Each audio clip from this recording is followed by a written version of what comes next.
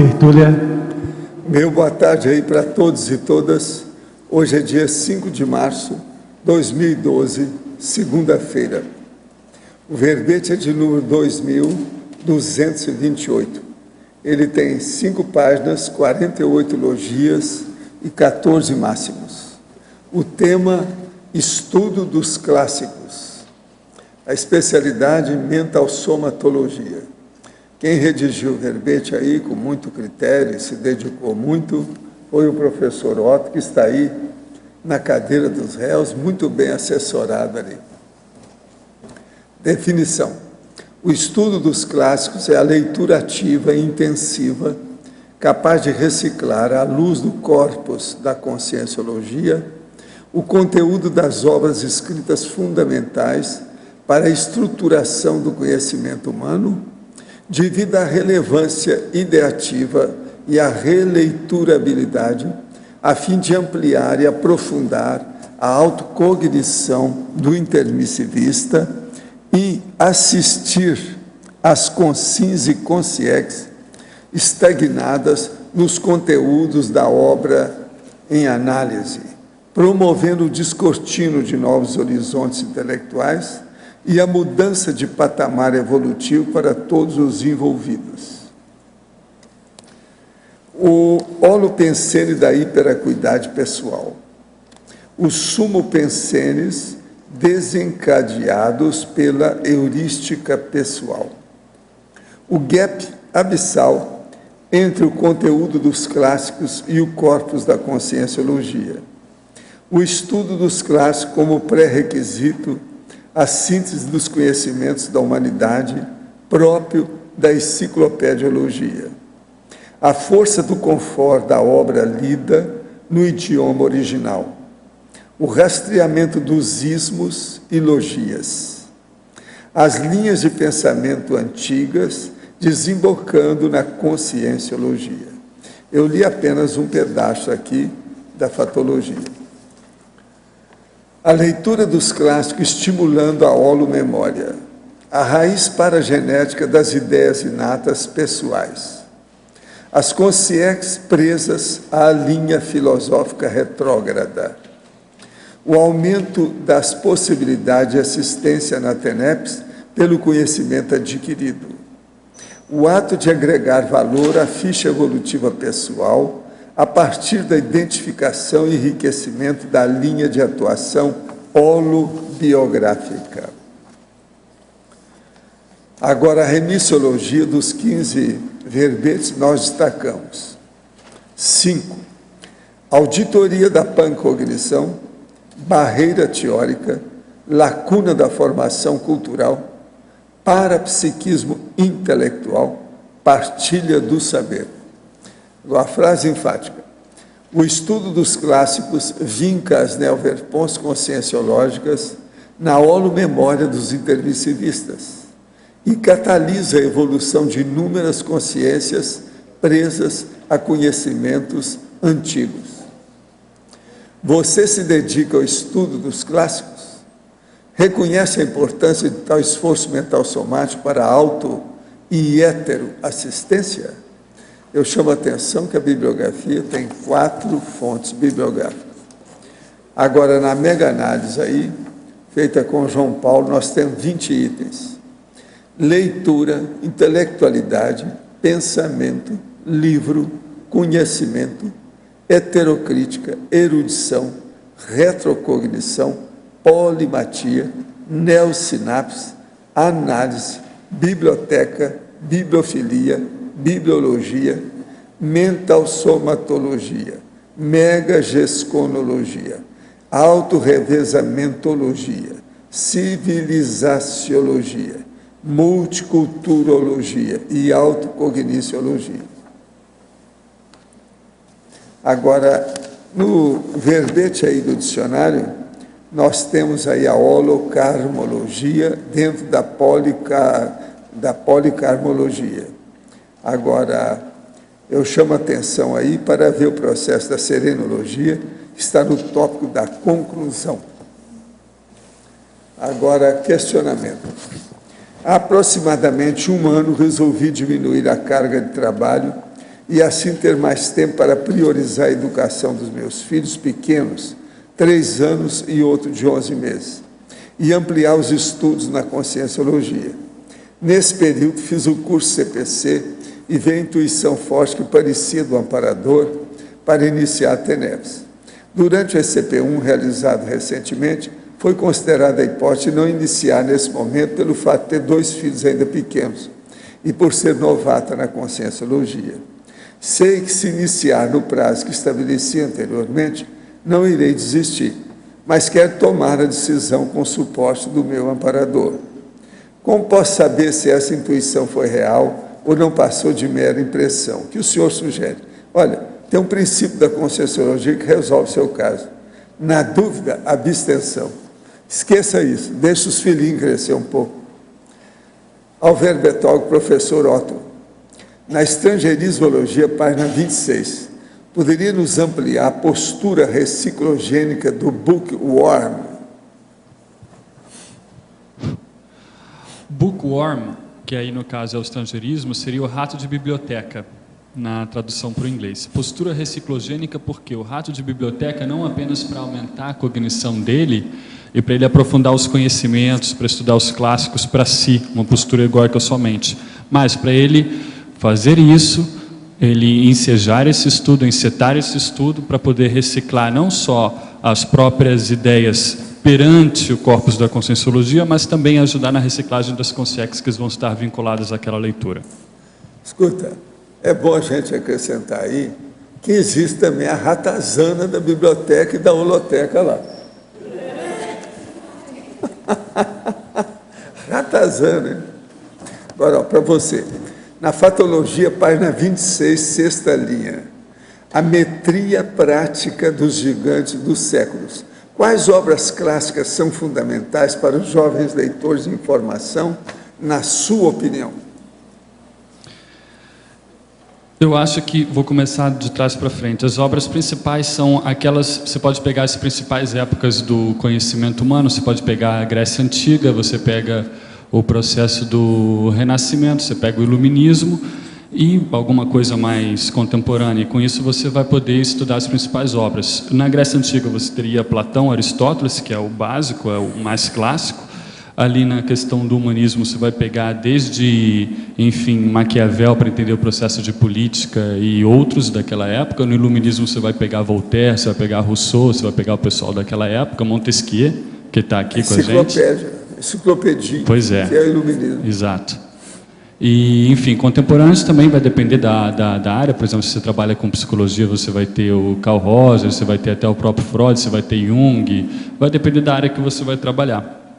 Então, essas seriam as principais. E a metria prática dos gigantes dos séculos, por que isso? Através da obra do autor, você consegue fazer uma análise da consciencialidade dele. Então, nesse sentido, os gigantes dos séculos seriam aqueles que deixaram as grandes obras escritas do ponto de vista da sociedade intrafísica.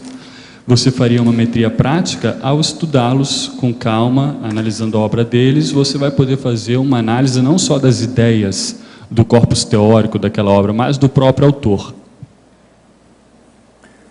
Interaciologia, página 28, primeira linha. Gostaria que nos detalhasse a interação leitor-bibliopola. O bibliopola é o livreiro. Então, se você tem uma boa relação com o seu livreiro, com o sebeiro, digamos, aquele que tem um sebo, enfim, você consegue ter maiores possibilidades dele arranjar livros para você, de você, às vezes, sabe de alguém que está se desfazendo de uma grande biblioteca e você pode ajudá-lo a comercializar aquilo. Então, essa boa relação com...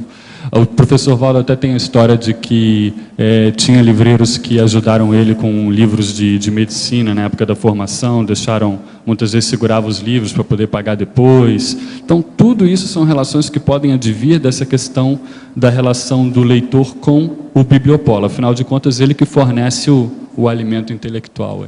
Eu tinha uma caderneta, eu pagava quando eu arranjava dinheiro. Exato. Paradoxologia, página 28.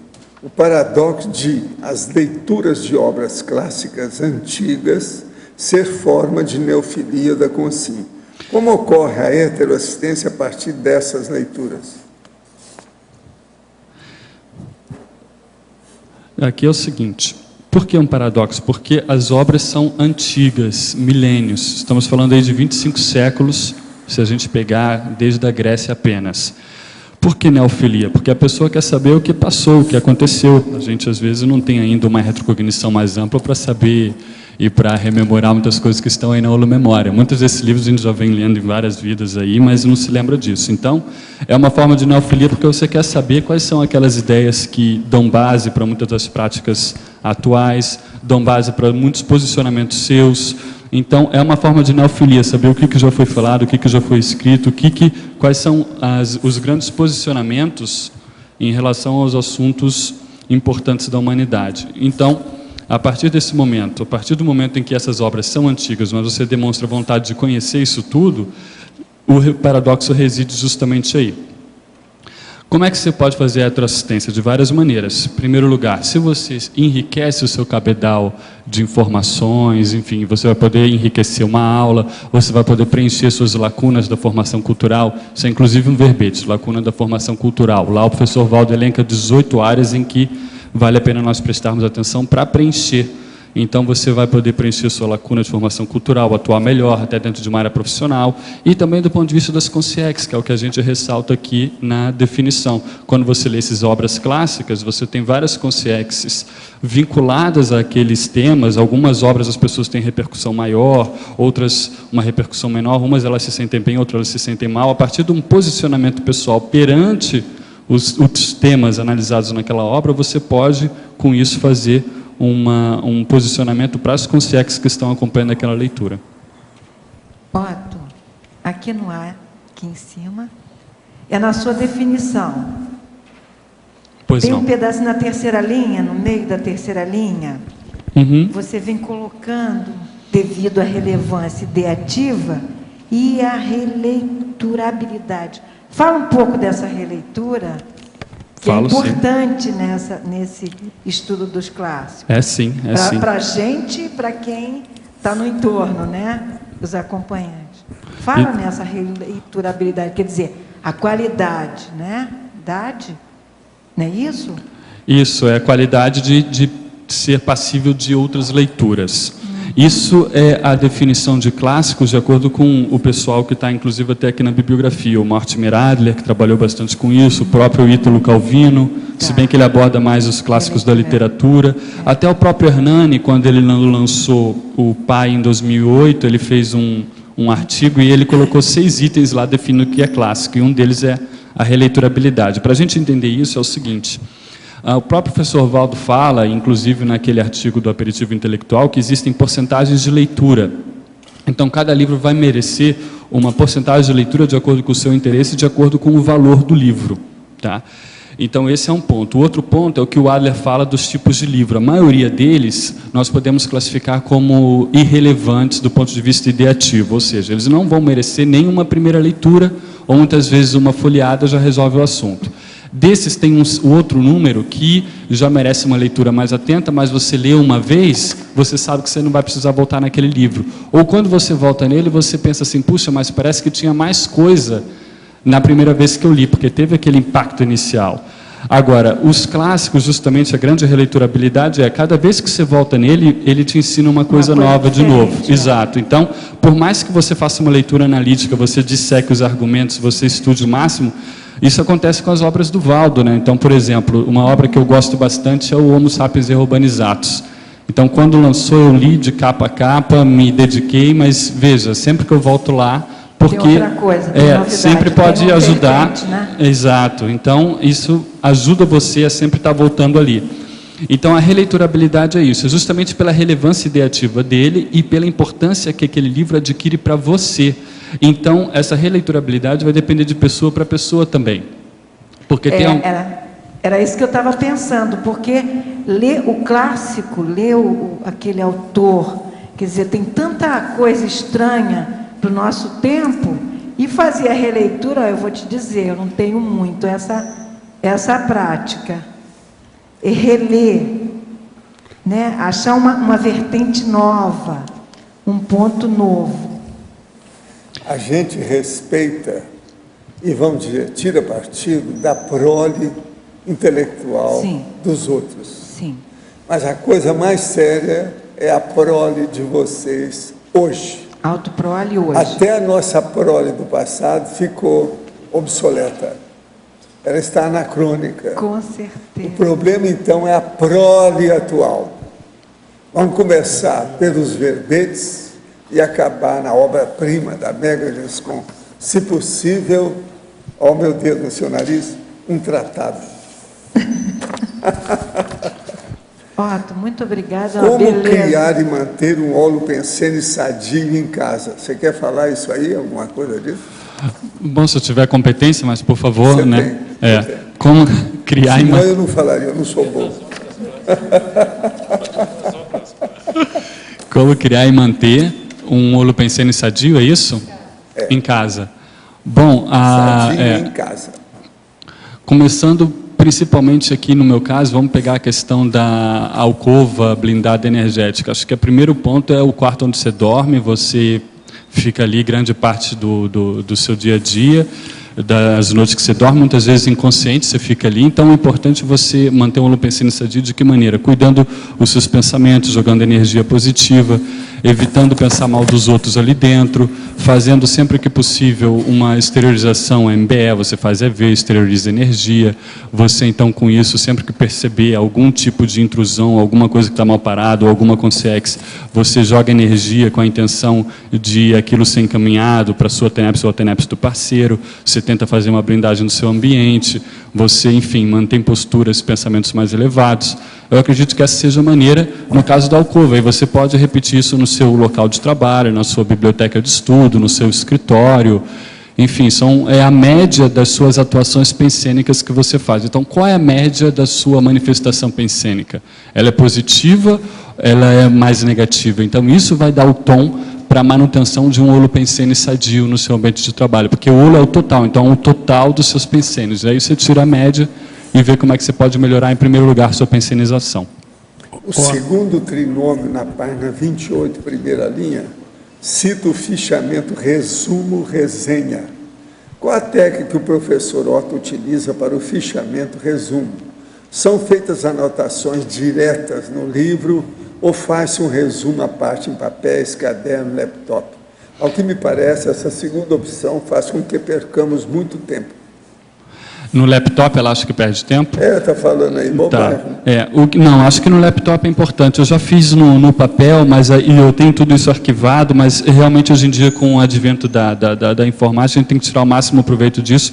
Registra tudo no laptop. Eu acho que o mais importante disso é o seguinte: o fichamento, sempre que possível, você seguir as técnicas enciclopédia, que é a BBA, né, a bibliografia exaustiva nossa.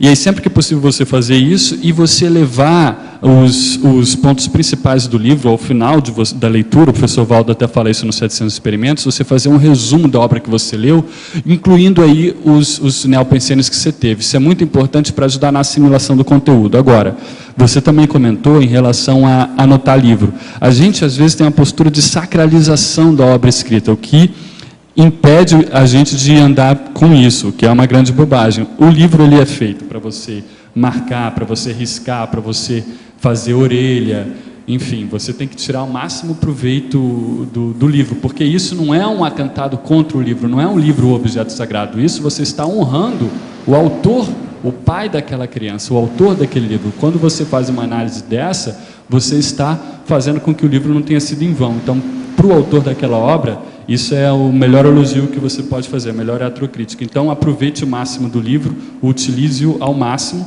faça os resumos no laptop e insira sempre as suas ideias originais. Eu posso fazer um adendo, Otto? Claro. Então, eu tive uma professora na pós-graduação que ela falava que era uma oportunidade de dialogar com os autores. Na medida em que a gente encara que é um diálogo com uma outra consciência, aí fica mais fácil você criticar, acrescentar, sugerir modificações. Né? É de fato. Aí o objeto sagrado perde, né, a ideia dessa bobagem, né, do objeto sagrado. Exato. O Francis Bacon, né, aquele cara que escreveu Novum Organum, ele falava que você tinha que torturar a natureza para extrair os segredos dela. Enfim, a gente pode tentar fazer isso com um livro. Acho que é uma imagem que eu gosto. A gente tem que torturar no bom sentido o livro, espremer ao máximo para ver o que sai.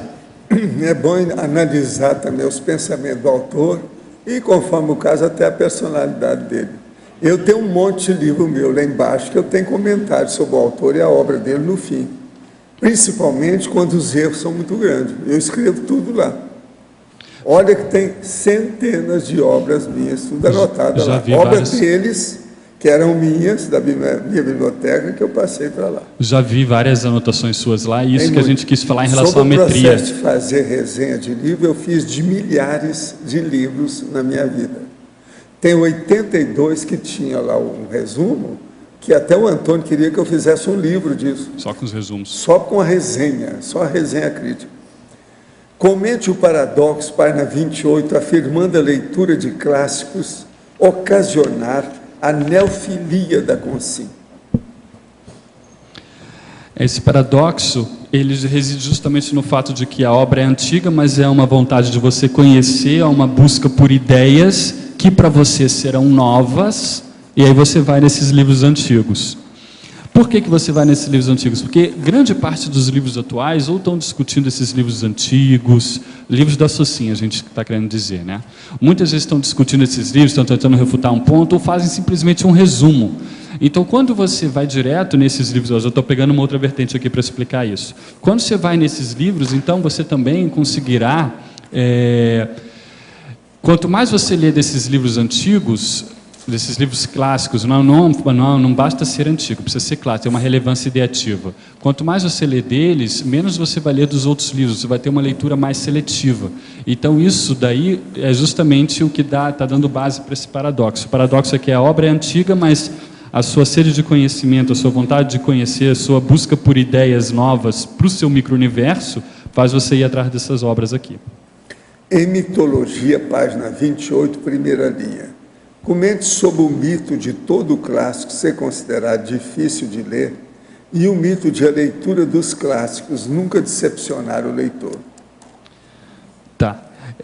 Pois é, o mito de todo clássico ser considerado difícil de ler é mais ou menos o que, pelo menos quando você entra na faculdade, vai estudar, o pessoal tem uma abordagem muito cuidadosa em relação aos clássicos, nos dão muitas xerox para ler, enfim, em vez de evitam essa abordagem direta, nua e crua ao clássico, sem muitos prolegômenos, sem leituras preparatórias, tem que ir direto no clássico. Mas argumento que é difícil, o Platão tem muito vai e volta, muito torneio de palavras, enfim, e vários outros. Tem uns que são, não é que eles sejam difíceis, é que eles são enrolados, eles são embatumados e tem, por exemplo, o Hegel. Nós chamamos Confusino.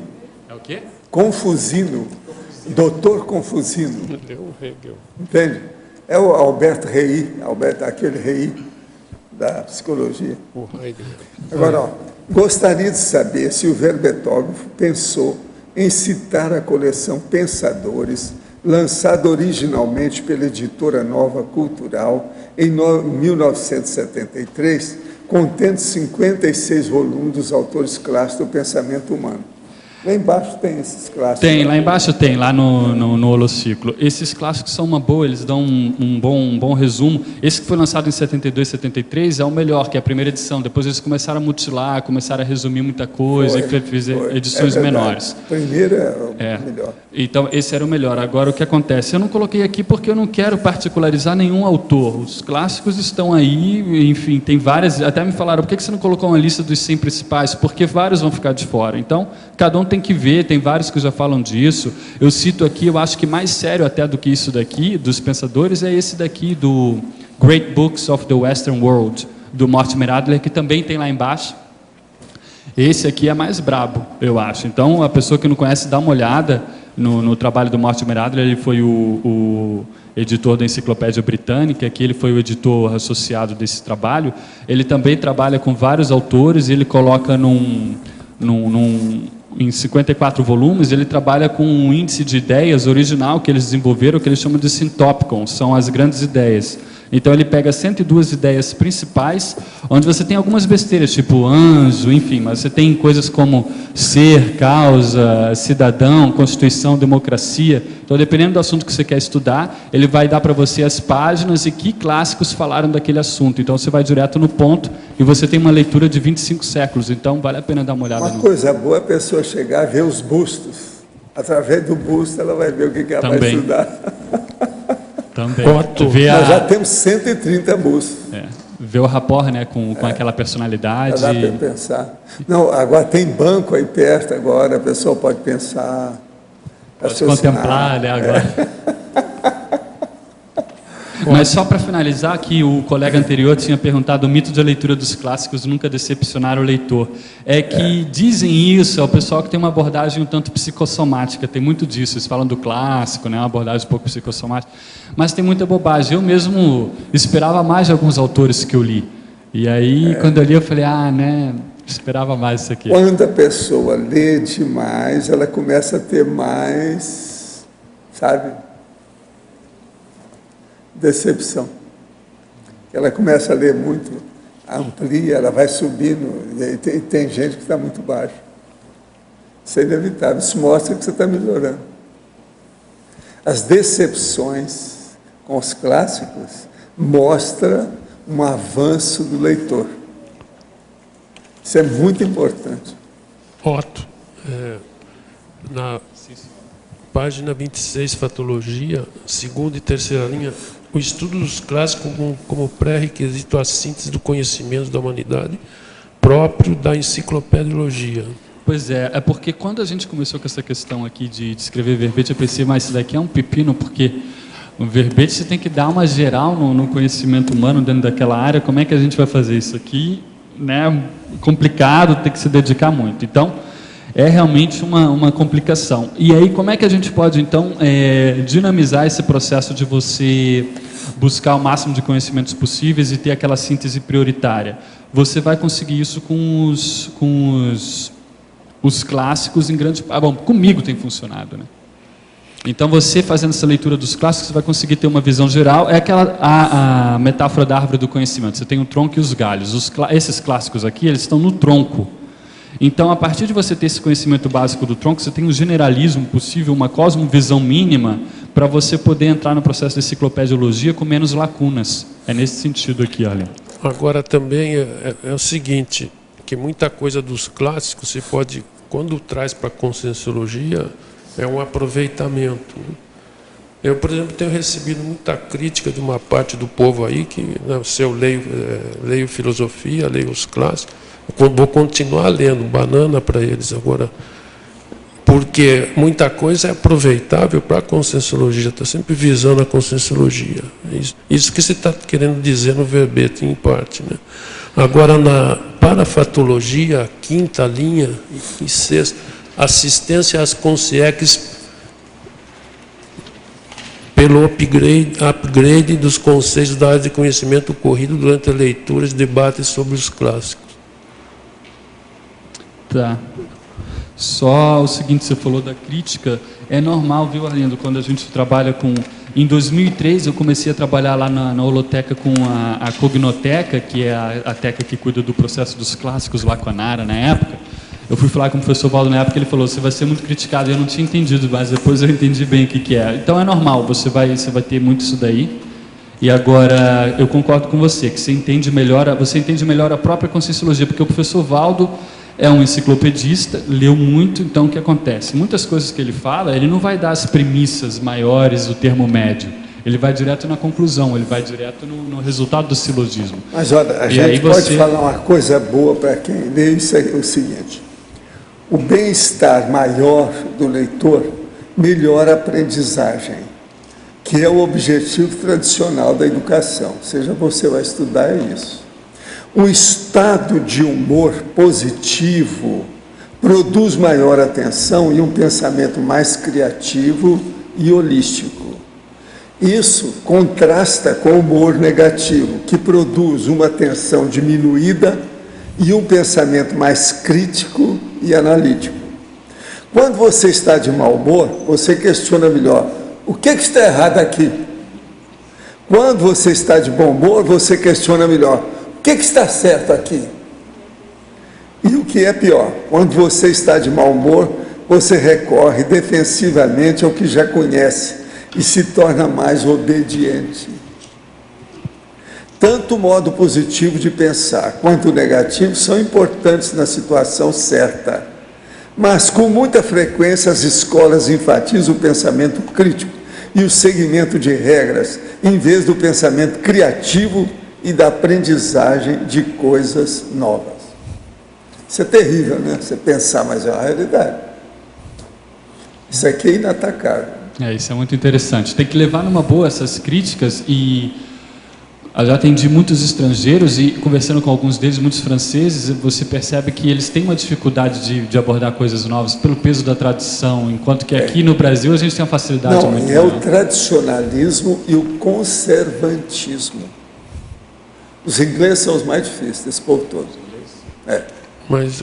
Agora, é engraçado é que lá em Londres, quando eu dava curso, eu via essa condição. E uma coisa séria também é o seguinte, aparecia muita gente doida. Uma vez entrou um cara totalmente pirado com um carrinho. Entrou como se tivesse a casa fosse dele, eu falando, ele está pouco ligando. Chegou, sentou, ficou lá.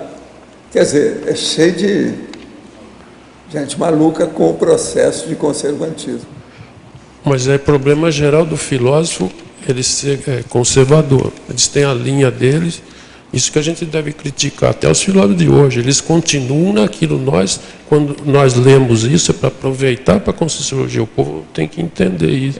E ali, Arlindo, você tinha me feito uma pergunta, né? Assistências conscientes pelo upgrade dos conceitos de área do conhecimento, ocorrida durante a leitura e os debates sobre os clássicos. Aqui eu pensei principalmente no PAI, Programa de Aceleração da Erudição lá da Reaprendência, onde isso aconteceu comigo também em algumas ocasiões, principalmente com a leitura da filosofia clássica lá, Platão e afins, onde você percebe que tem vários conceitos ali, algumas leituras que atraem, isso vai depender de pessoa para pessoa, que é devido ao rapport dela e por onde ela passou no passado.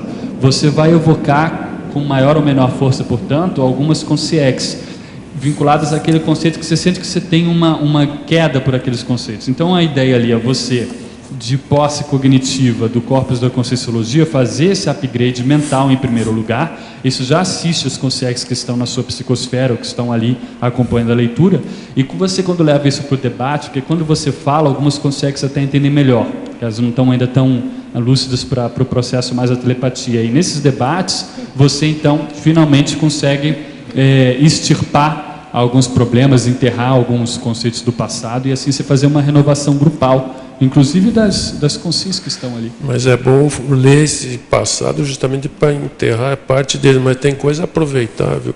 Por exemplo, a terminologia, ela vem a rica científica, ela vem da Grécia, não tem jeito. Que está na matemática, em tudo, na lógica, veio de lá. Se usa isso, mas agora num plano superior. E muita coisa mais. Sem querer também ficar defendendo, ficar fazendo uma ufologia dos clássicos. A gente... Agora tem uma última aqui, aliás, a antepenúltima, penúltima e última linha da parafatologia, o contato da consciência leitora com a consciência autora, desencadeando atribuições tarísticas com a chancela do maximecanismo multidimensional interassistencial.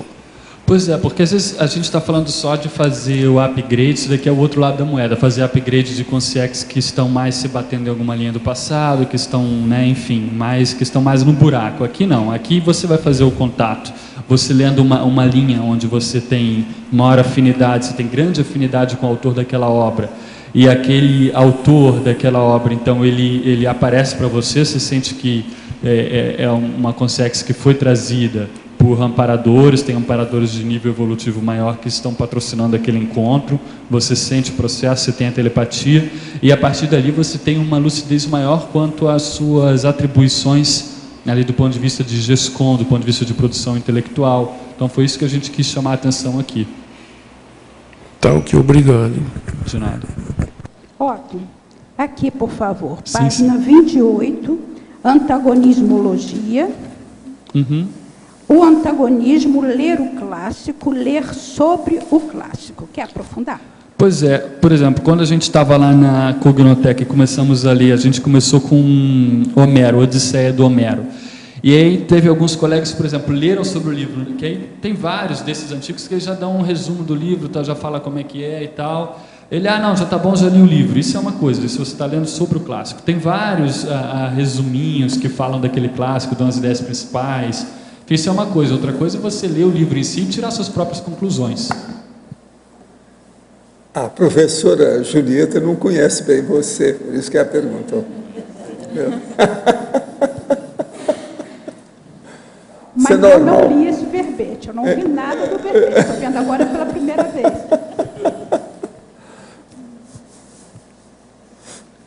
Tudo bem aí, mãe?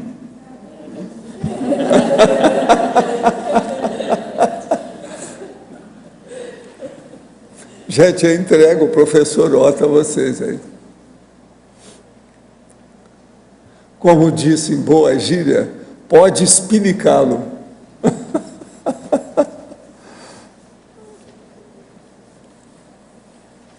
Otto, já que ninguém pergunta, vou perguntar o seguinte: o que te levou a escrever esse verbete, né, das suas experiências pessoais? A ideia não é só ler o clássico ali, a ideia é o seguinte, porque, veja, são várias coisas. Primeira experiência que eu tive aqui, eu cheguei nesses clássicos sozinho, ninguém me levou por aí. Em casa sempre teve livro, meu pai e minha mãe sempre priorizaram a minha educação, enfim, mas nunca tinha ouvido falar desses clássicos. Isso foi uma questão que começou a surgir quando eu cheguei aqui em 2002, 2003, e isso veio à tona. Então foi um processo de recuperação de cons até certo ponto. Quando eu me dediquei a isso me ajudou demais. A despeito de várias cabeçadas aí da pós-adolescência, isso daqui foi uma linha mestra que me ajudou a aumentar a cognição, a ter um processo de reflexão maior. Eu sou muito grato a esse processo de leitura dos clássicos. Então é esse ponto aqui. E eu prezo isso, eu gosto de ler isso, enfim. Agora, a questão também é o quê?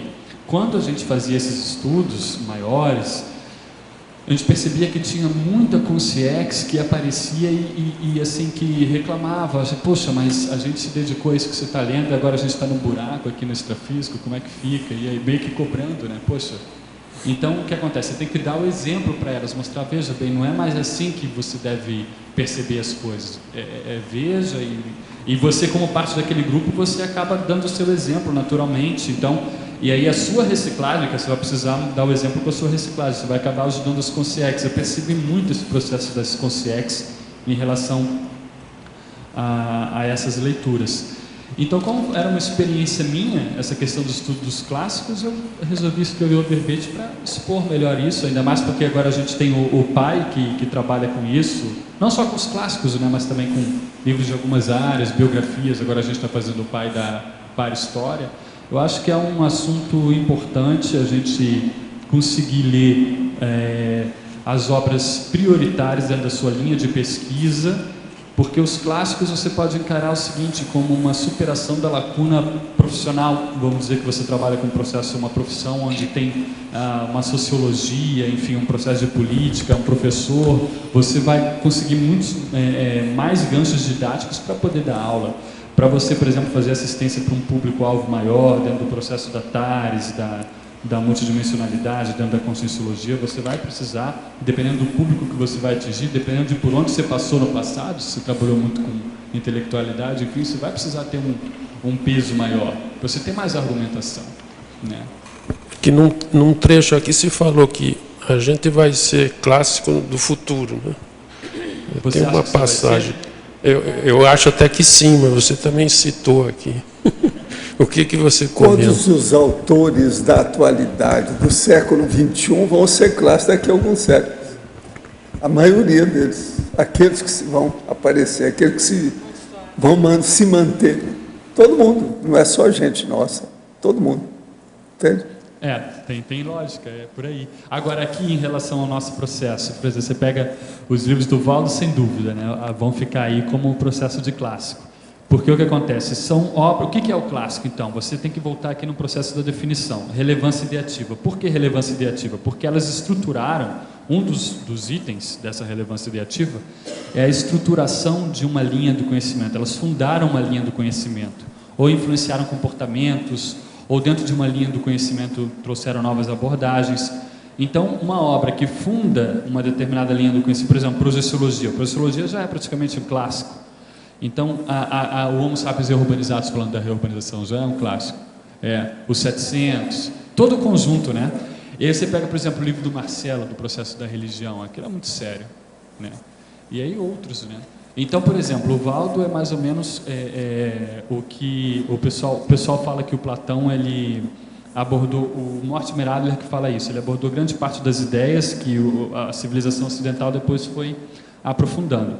Então, o professor Valdo, com o corpus inicial da Conscienciologia, trouxe as ideias, estão todas aí, as especialidades, depois cada um de nós vai pegar aquela que tem maior afinidade e vai acabar aprofundando, vai fundamentar mais. Agora, com o pessoal a enciclopédia que é o resumo disso. A enciclopédia é o resumo? Mas tem as obras Se você não pessoais. quiser fazer o resumo, a enciclopédia seria a análise disso. Melhor ainda falar sobre análise. E outra coisa, eu quero dizer para vocês que já tem 131 coautores, tá? 131, esse é o último número, tá? Estamos caminhando para 500. Coautores.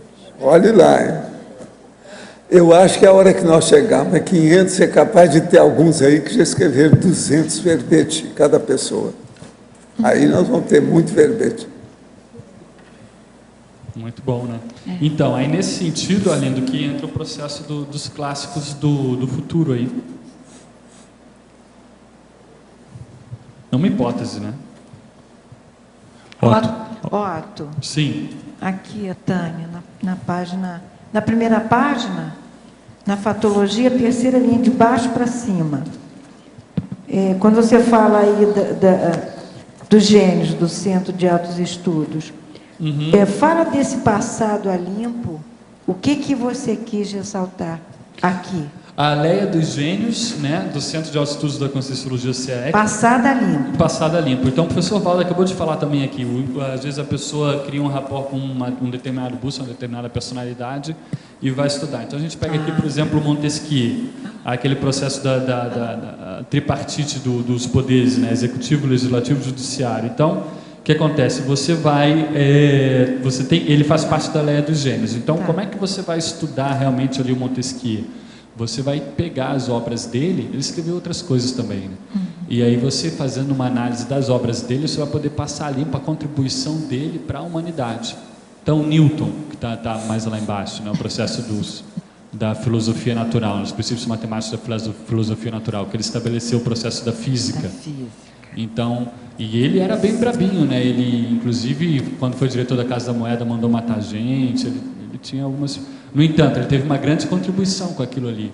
Dizem que até na NASA, já li alguma coisa assim, a NASA, quando mandou o pessoal para a Lua, tinha no coração do programa dos computadores a contribuição do Newton, as equações do Newton. Então, ali é uma grande contribuição. Então, você vai poder, então, passar a limpo a Leia dos Gênios através do estudo dos clássicos, porque os clássicos são a prole desses gênios.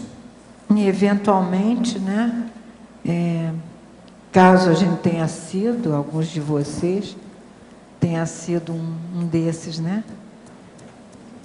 Eventualmente. Os bustos vão ter lá também as mulheres, tá? Lembre-se Sim, disso. mas foram mulheres agora, homens naquela época. Pois é, Homens tudo homem e agora, mulher, tudo é a mulheres mesma nas coisa. outras épocas. Mas é importante Nós a gente mudamos, falar, né? que as mulheres foram tão esquecidas. Sim. Agora nós estamos fazendo a recaptura, A ciência né, ainda da é memória machista. feminina. A ciência e a história ainda é machista, né? Porque a maioria dos Agora, autores... ó, o busto da Hipácia, lá de Alexandria, está uma beleza aquele busto. Tem o quê? Você olha, dá um impacto para você, a cara da mulher. A Hipácia? Vocês já viram lá embaixo? É impressionante. E ela está aqui. E ela está aqui, né, professor? Eu não sei, né? É uma de vocês, né? Deve ser uma de vocês aí, sei lá, né? Agora, é importante ressaltar que esse processo de estudo do clássico não é bem a minha intenção aqui, só para, né, enfim, a minha intenção não é bem, eu não tenho a intenção, eu sei que também não é a sua, tá, Tânia, mas a intenção nossa não é tanto ficar vendo quem foi, quem não foi, o negócio é daqui para frente. Esse estudo dos clássicos é para a gente saber. O negócio é ir para frente. É saber o que é para você pegar Tá aquilo certo. para a produção daqui para frente. Tá ok, muito Você obrigada. está certo. Otto, aqui na tua frente, ó. Tudo bem? Tudo ótimo. Aqui na parafatologia, na página 27, na terceira linha, você fala o aumento das possibilidades de assistência na TENEPS pelo conhecimento adquirido. Você pode comentar aí no seu entendimento ou vivência, como é que isso se dá? Isso aqui é mais do meu entendimento mesmo, que eu não faço TENEPS ainda. Tá? Isso que eu falei, entendimento ou vivência. Tá bom. Então, o que acontece? O que eu percebo aqui? Coisas que o professor Valdo já falou e do que eu já percebi, e como a aula faz TENEPS, eu já percebi alguma coisa, que ela acaba, às vezes, pegando alguma rebarba, ou também das coisas que ela lê. Então, o que acontece? Primeiro, quando você faz essas evocações dos conscientes na leitura, elas estão ali, mas às vezes você não consegue dar conta de assisti-las naquele momento, com uma exteriorização, com alguma coisa. Então, às vezes, acaba encaminhando para TENEPS. Então, esse é um primeiro ponto. O segundo ponto é que você, quando adquire uma maior quantidade de conhecimento, você tem mais engramas, mais capacidade de criar rapport com diferentes públicos. Aí os amparadores da TENEPS podem te trazer diferentes públicos que você tem cabedal para assistir esses diferentes públicos, devido a ter uma afinidade mínima, porque quando você leu, você tomou conhecimento de um determinado conhecimento, você tem que estabelecer um rapport, por mínimo que seja, mesmo que seja uma área do conhecimento que você não tem muita afinidade, ou que em que você não trabalhou tanto. Mas se estabelece um rapport mínimo para poder assistir a partir daí. E então, na TENEPS, isso ficaria evidenciado. Ok. Não, o meu entendimento também é esse. E queria te fazer uma outra pergunta, que na interaciologia, na página 28, na terceira linha, tem a interação técnica do cosmograma e leitura dos clássicos. Você pode comentar também? Posso sim. Na técnica do cosmograma, então, você vai poder fazer o que eu já fiz. Vários artigos ou entrevistas sobre o estudioso daquele livro, daquele autor, ou falando de reedições de determinada obra, e falando dos bastidores da confecção daquele livro, do contexto da época daquele pensador, principalmente se, por exemplo, vez ou outra eles fazem isso com Marx, né? Principalmente se é alguma coisa atual, que aí eles gostam de ficar revivificando, às vezes, algumas personalidades. Então, você, com essa técnica de cosmograma, isso tudo ajuda no estudo daquele clássico em si. Você vai, enfim, compor, né, um conjunto de artefatos do saber em relação àquele clássico. Foi com essa ideia. Ok, obrigada. Você, quando fica entusiasmado para expor a situação, você fala depressa demais. Tem que ir mais devagar, senão o povo não te entende bem. Porque quando você fica entusiasmado, aí é que você fala, às vezes, até melhor. Atropela. E atropela. Tem que ir mais devagar. Se agora, a primeira resposta que você deu para ela, você estava assim. Vai respirar fundo. Respira fundo, vai com karma. É o grupo karma aí no caso, não é o ego karma, é o grupo karma. Tem que ir. Nem o holokarma, né? Otto, Max aqui. Tudo bom? Tudo. Nessa sua leitura dos clássicos, o que você acha, assim, que período, por exemplo, que você acha que deu mais repercussão na sua cognição? No seu entendimento de mundo, por exemplo? A assim? Grécia Antiga. E depois o humanismo. E assim, qual foi assim, o que você acha que modificou dentro da sua forma de pensar, na sua cabeça, que deu essa repercussão, entendeu? O que mudou, vamos dizer assim? Foi a possibilidade de você não ter limites, isso principalmente na questão do humanismo, isso daí que foi que a capacidade de você, a ideia de você não ter limites para a questão da cognição, não se restringir a uma área apenas, a possibilidade de você transitar entre várias áreas e tudo que vem você ser capaz de, não, aquilo tem relação com aquele determinado ismo, aquela determinada logia. Você não precisa saber em profundidade, mas você sabe classificar o conhecimento, pelo menos de uma maneira, nem que seja perfunctória, superficial, mas classificar. Então, essa amplitude da cognição, Max, foi o que me ajudou mais, teve repercussão. Uma coisa que eu acho interessante também é que, quando a gente estuda os conhecimentos mais atuais, né, você vê que a raiz quase de tudo está ali, né, na Grécia. Isso ajuda você a fazer associação de ideias, né, no momento que você pensa nisso. Por isso que é muito importante. Por isso que é importante, exato. Agora, eu acho que aquele Tiago devia estar aqui hoje para fazer pergunta para você. Né? Ele sabia. Ele é desse nível, ele sabia que é hoje você. Ele é meu colega. Eu mandei esse verbete para ele criticar antes de apresentar. Não, sim. Ele devia estar aqui. O Clube da Leitura... o Zaslavski também. Ele devia estar aqui. O Clube da Leitura que ele mantém lá no Nobel, você participa lá com ele, não? Não, vocês aí que gostam muito de estudar, de fazer pesquisa. Otto, aqui não há. Como você incentivaria os jovens inversores para a leitura destas obras? Ou destes... das obras clássicas aos jovens, né?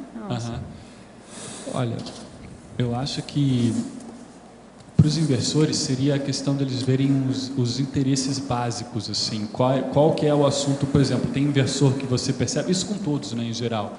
A pessoa às vezes chegou na Conscienciologia por uma linha mais política, outro chegou mais por uma linha filosófica, outro por uma linha mais científica, outro por uma linha mais da assistencialidade. Do parapsiquismo. Ou do parapsiquismo, perfeito, ou então da religião. A partir disso, ele começar a ler as obras, porque capaz que ele lendo as obras daquela linha específica, ele mais ou menos se acha, aquilo vai aumentar a motivação, porque a leitura dos clássicos é uma questão de motivação. E aí isso vai aumentar a motivação para ler. Porque essa questão de passado, de saber quem foi, às vezes exerce um fascínio grande. Então, às vezes pode servir como uma isca para fazer a pessoa correr atrás disso. E depois ela pode participar do PAI, né, do Programa de Aceleração da Erudição. Uma coisa que eu vejo também muito importante é o aumento da autocrítica, porque você começa a ter mais crítica, mais bagagem, né, intelectual para conseguir se posicionar. Há uma outra pergunta, me chama muito a atenção, na página 27, no item tecnologia. Você fala na última linha, a técnica da leitura e debate dos clássicos pela dupla evolutiva, cada qual com a obra pessoal anotada. Aí você poderia contar a experiência dos dois nessa técnica? Isso foi principalmente quando o PAI foi lançado, em 2008, eu e a Alba, a gente fez uns 2 módulos do PAI e a gente comprava, por exemplo, Confúcio, foi uma das obras lá lidas, os Analectos, a gente comprou um para cada um.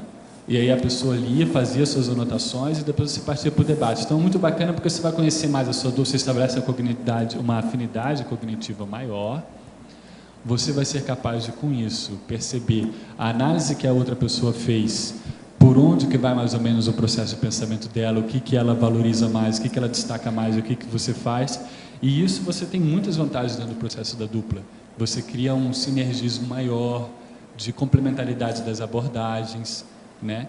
E além de aumentar a cognição mútua, então isso é muito bacana. Então é uma técnica que funciona muito bem. Cada um compra o seu livro, lê no mesmo período, tipo uma semana para ler, lê no mesmo período e aí faz o debate junto, com o livro, com a caneta e tal. Interessante. Uma coisa mais, na citaciologia, pode traduzir amicus Platos et magis? Tá. É o seguinte, a tradução do latim aí, mais ao pé da letra, seria o Platão é amigo, porém mais amiga é a verdade. Ou então o seguinte, eu sou amigo do Platão, mas eu sou mais amigo ainda das Verpons. Ou seja, é justamente esse processo de fazer a atualização aí. Oi, Otto. Opa, está muito alto. Sim. Na página 28, a interaciologia, na penúltima linha, a interação, leitura dos clássicos, autoexperimentação, você pode ampliar? Dentro daquele processo que eu estava explicando da leitura dos clássicos, evocar as consciências e elas acabarem cobrando de você, principalmente se são ex-colegas do passado, daquela linha filosófica ou daquela linha científica ou política que você está estudando, eles cobrarem de você, mas por que a gente está aqui no buraco, enfim, né? Cobrarem. Então, o que acontece? Você, através da autoexperimentação, você conseguir mostrar para elas que é possível você ter uma outra atitude. E, a partir disso, reciclar. Então, encarar aqueles conceitos de outra maneira. Esse é um ponto. O outro ponto aqui dessa autoexperimentação é o seguinte: os clássicos, eles muitas vezes podem ser livros práticos ou que prescrevem algum tipo de comportamento ou que afirmam muitas vezes categoricamente o que acontece num determinado setor ou numa determinada linha de atuação. Mas você, com a sua autoexperimentação, você pode discordar e você pode inclusive melhorar o clássico. Então essa autoexperimentação é muito importante para você poder fazer o cotejo e fazer a reciclagem do conteúdo também. Ok? Então, eu tenho mais uma pergunta na página 29, argumentologia. Aonde? Argumentologia. Tá. É o primeiro exemplo que você põe. O estudo dos clássicos iniciantes, o do intermissivista, buscando a leitura dos clássicos para aumentar a cognição. Bacana. Agora, porém, encontrando demanda assistencial inesperada. Como é que isso ocorre? Isso ocorreu comigo lá lendo Platão. Você vai ler para você poder aumentar a sua autocognição, mas aí você vê que tem um monte de conseques em cima e enfim. Isso pode acontecer, isso aconteceu com alguns outros livros, a Utopia do Thomas Moros também, teve uma demanda muito grande, eu não estava esperando aquilo. Então, você acaba entrando, às vezes ingenuamente, sem saber do processo energético maior, isso aconteceu mais no início, hoje em dia eu já estou um pouco mais esperto para isso, e aí você acaba encontrando uma demanda assistencial que você não estava esperando, é assim que acontece, é por um processo de inexperiência mesmo. O que no estudo dos clássicos maduros já não acontece, a pessoa já sabe que isso é assim, e outra, ela já vai ler, nem tanto, claro, que aumentar a autocognição é sempre um resultado inevitável, mas para promover a autorreciclagem, às vezes ela percebeu um processo de uma determinada linha que ela quer reciclar, ou para poder se enriquecer para promover heterorreciclagens, então ela já vai ciente desse processo que isso pode acontecer, essa demanda assistencial a partir do extrafísico. Entende? E a questão aqui no original, a leitura no original, já que a gente está falando de clássicos, há um processo, queira ou não, de intelectualidade maior e tal, o bacana é você conseguir ler no original, no idioma original. Por vários motivos. Bom, enfim, primeiro pela questão do contexto da época, porque quando você pega uma tradução, muitas vezes a gente pensa que aquela palavra tem o significado que a gente dá a ela hoje. Mas o significado que ela tinha na época em que foi escrita era um pouco diferente às vezes. Isso fica mais fácil de ver no original. Você consegue entrar então melhor no zeitgeist da época, no contexto intelectual do autor da época. Isso às vezes potencializa um processo de evocação maior. Além de você poder ter acesso à força da expressão, né, da obra no original. Ok, obrigada. De nada. Otto, eu fiquei com uma curiosidade. Você teve algum livro que você teve vontade de reescrever? Não. Ainda não. Acho que nem vai ter, não. Não, eu digo assim, porque às vezes assim, a ideia ou o upgrade, né, pelo que você já viu, já leu, e às vezes tem algum erro crasso, vamos dizer assim, ou de interpretação, ou de observação. Então é nesse sentido, não de sua própria autoidentificação como autor. Entendi. Não, entendi o outro viés que você deu, mas também não tive, não. Também não tive, não. Você já teve? Eu estou com algumas dúvidas, sabe? Eu estava conversando com o Valdo esses dias. Tem uma outra pergunta clássica para os clássicos, é o seguinte: você teria vontade, ou pelo menos imaginou, de conversar diretamente com o autor atualmente? Isso é que é bacana. Isso sim. Isso é mais, né? Saber como é que está o cara, o que ele acha do livro dele. Isso eu tenho curiosidade de saber. Pois é. Isso é muito importante. Saber o que ele pensa da própria obra. Exato. O que você acha? Exato, Meia culpa, meia máxima culpa. É isso. Sempre vai aparecer lá. Entende? Agora, eu posso falar que eu tenho livro publicado há meio século, né?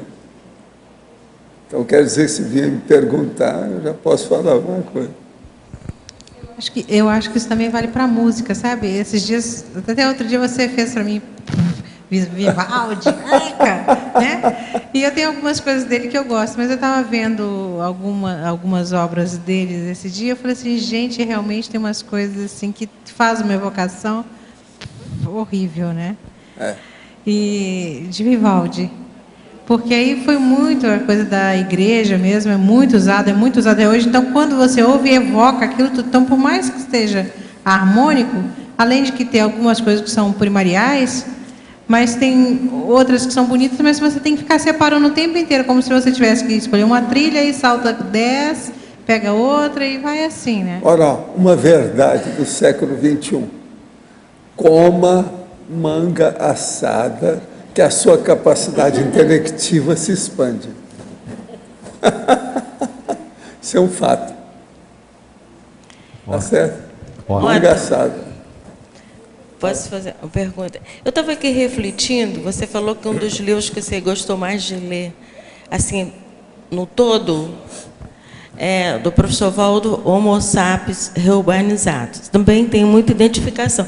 E estava revendo muitas coisas que aconteceram e que vem acontecendo com a humanidade, mas principalmente nos anos de 60 e 70, houve um surto de vendas de clássicos, de enciclopédias.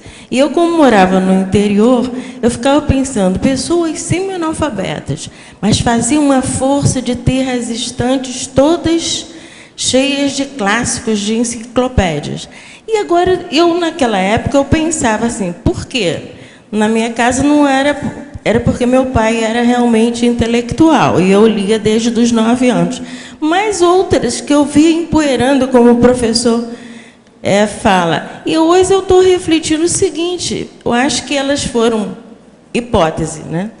Foram colocadas como questão urbanizadora pelos parapreceptores urbanísticos, no sentido de iscas dessas crianças que estavam renascendo em 60, 70, porque para mim funcionou dessa forma. Eu fui direto aos livros, não precisou ninguém. Ele, Otto, e você, Rosa, falaram que gostam do Homo sapiens urbanizados. Isso mostra que vocês não são com os réus. Quem lê aquele livro e não se sente bem é porque é com os réus.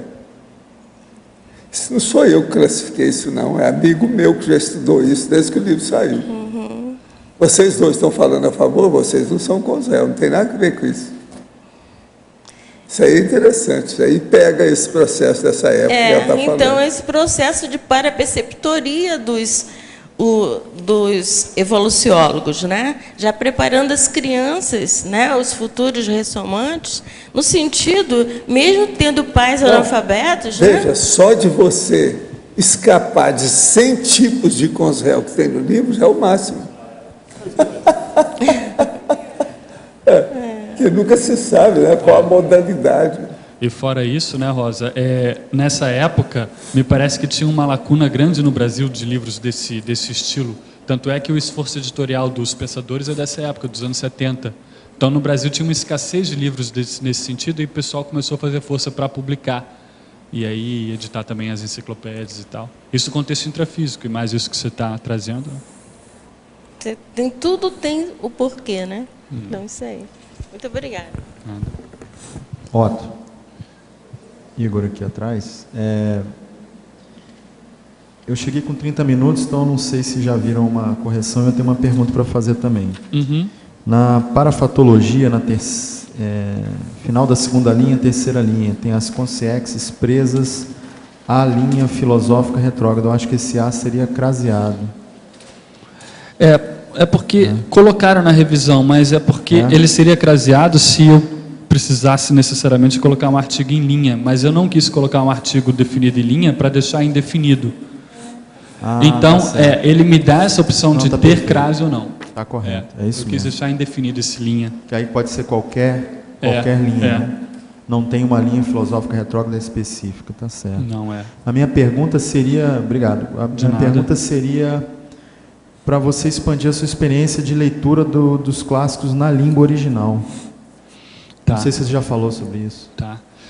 Olha, eu não tenho tanta leitura de clássicos no original, na verdade. O que eu li no original... Peraí. Eu vou mais ou menos te falar aqui. Por exemplo, o que eu li no original, vou te falar o que eu li no original. Eu li o Cândido do Voltaire, em francês. Eu li o Jorge Luiz Borges, isso é literatura, mas não deixa de ser um clássico do ponto de vista da literatura mundial, aquele argentino, El Aleph. É interessante que ele faz uns contos com um processo filosófico. Aquele cara era uma cabeça. Inclusive, o dicionário sobre ele, lá no Luciclo, que é do professor Valdo, está todo riscado. O professor Valdo fez várias anotações lá, interessante, sobre o Jorge Luiz Borges. E aí tem o Hamlet, do Shakespeare, claro que é adaptado, porque ler lá do século XVII é complicado.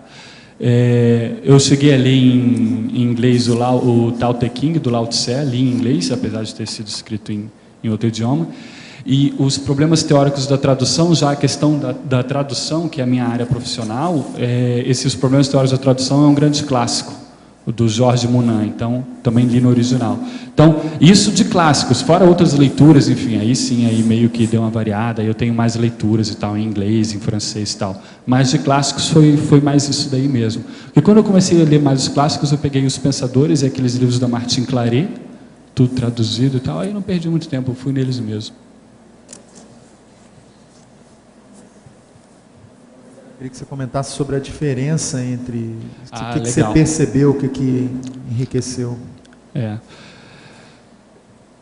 O ideal seria poder fazer uma comparação entre ler no original e ler não no original, mas aí não dá para fazer a mesma leitura 2 vezes, já não vai ser a mesma coisa. Se ler no original, depois você vai ler, né? Enfim, no traduzido você já não vai conseguir comparar da mesma maneira. O ideal seria fazer isso. Mas o que eu percebi lendo Voltaire, por exemplo, principalmente sua obra Cândido, que é uma sátira a um outro filósofo que existia na época, que era o Leibniz, que tinha a teoria da divina providência, que tudo ia dar certo no final. E ele faz uma história, então, onde esse tudo dá errado, e há um desastre após o outro, enfim. Então, o que acontece? Lendo essa leitura, eu consegui entrar mais nesse processo dele, e eu senti que teve uma evocação do processo das energias da França, não só das consegues, mas das energias da França em si, muito grande. Muito grande. Então, eu acho que esse processo de clássico, de você ler, e o do Voltaire, diferente, por exemplo, de um Hamlet, você pode pegar uma versão bilíngue de Shakespeare, que tem uma página em inglês, outra página em português, você vai comparando, mas já é um texto tudo modificado, já é um texto já cortado, já é um texto mexido, você não vai ter a mesma evocação. Esse do Voltaire, a língua francesa te permite ler coisas mais antigas, que ela é mais ou menos estável. Então, você tem uma evocação muito maior do processo, do contexto da época do autor, sabe? O zeitgeist da época, as energias que estavam ali em volta, não é só a ideia que vem, ou as consequências daquele processo, mas assim, a energia do autor em si, da época, do contexto em que ele escreveu. Eu acho que essa apreensão é muito maior quando você consegue ler no original. Eu tive essa experiência ali com o Voltaire. Otto, I have the experience when I read the German philosophers, for example, that an intellectual exchange came. So I can understand what they feel, because in their time they are a kind of imprisoned of the society. They could not develop their theories. So it is for me like an exchange, because here nowadays we are more open. We are not imprisoned in the old time. Have you experienced when there comes a line that these extra-physical consciousness becomes a blind guide, or is it more a chance for a development of the old theories? To develop the old theories they wrote about in the past, you mean, right? Você quer traduzir para... Não, rápido, eu vou só dar uma resumida. Parece que quando ele lê em alemão os clássicos, ele consegue absorver bem aquela ideia. E hoje em dia, só que os autores naquela época, eles estavam como se fossem aprisionados em prisão, né? Aprisionados intelectualmente e tal. Então agora ele pergunta se lendo hoje em dia, atualmente, se na evocação, ele perguntou se na evocação, se a gente evoca esses autores na época, ou é agora com mais liberdade? Prison, né? See, Jörn, I think... Eu vou responder em inglês. Você entendeu mais ou menos o que ele quis dizer? Então eu vou responder em português e você traduz para ele, fica mais bacana. O que eu acho é o seguinte, eu não acho bem que o pessoal era muito aprisionado no passado, não. Porque eu acho que alguns desses, eles conseguiram ser vanguardistas em sua época, conseguiram olhar um pouco mais à frente. Então nem todos estavam bem aprisionados. Isso é o que eu sinto, mas essa experiência dele, de repente, é com uma determinada linha que ele leu, um determinado autor, pode ser. Eu acho que alguns desses, por exemplo, alguns podem ser assediadores, outros guias cegos, e outros podem estar aí prestes a fazer ou já fazendo curso intermissivo. Vai depender do saldo que eles tiveram com essas obras. Então, o professor Valdo já comentou várias vezes que por aqui tinha alguns autores do passado que estavam fazendo, muitos intelectuais do passado estão se preparando para vir com uma ProEx mais no parapsiquismo, porque já não estão mais tão interessados em trabalhar com intelectualidade. Mas, por exemplo, eu tenho algumas experiências com o processo de guias cegos do processo do humanismo, aquele processo de você buscar um conhecimento universal, um conhecimento completo, abarcar tudo. É um processo bacana o humanismo?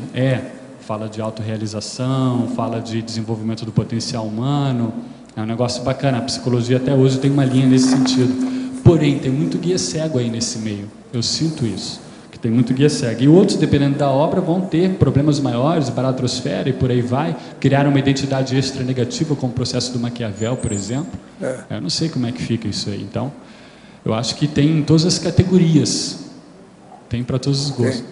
Agora, a gente, de vários séculos, a evocação, quando se lê, ela é inevitável. Mas muitos deles são positivos atualmente. A maioria deles, quando eles eram positivos naquela época, eles são mais positivos Continua agora. sendo.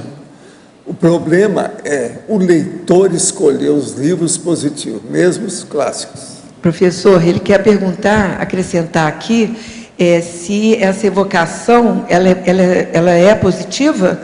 Ela é inevitável. Sim, mas ela chega a ser positiva? Pois é, ela é inevitável, depende da pessoa. Ela é positive if you make the evocation. Positive evocation. Mas ela é inevitável. Entende? Inevitable. Obrigada. Tá. Só um detalhe, Solange, de repente, por gentileza, passar para ele, que também nessa evocação, como ela é inevitável, vai depender da intenção com que ele está, uma contrapensanidade, uma refutação sadia do processo do livro é uma coisa. Se ele tiver uma repercussão maior, mais negativa, lendo um determinado livro, que para uma outra pessoa não causa aquela repercussão, isso mostra, às vezes, um rabo preso dele. E então é uma oportunidade para ele fazer a reciclagem do ponto de vista mental dele, daqueles conteúdos que estão ali. É justamente o processo que a gente colocou na definição do verbete. Aproveitar essas evocações para fazer a reciclagem dos conteúdos ali daquela obra e assim promover a recim, tanto dele quanto das consciências que vêm pela evocação. Sr. Valdo, aqui atrás de você. Queria fazer uma pergunta em cima dessa questão da evocação. Em termos de assistência, você às vezes escolhe livros propositadamente ou inspirado pelos amparadores para fazer assistência para aquele autor? E como que é esse processo? Isso aí eu já fiz com o processo dos projetores. Eu pegava a obra dele com as coisas todas para depois ter mais contato, fazer rapport. Então eu começava a pensar do jeito que ele escreveu, as coisas dele. Encontrava com ele fora do corpo e melhorava a pessoa, junto com os amparadores, bem atualizado.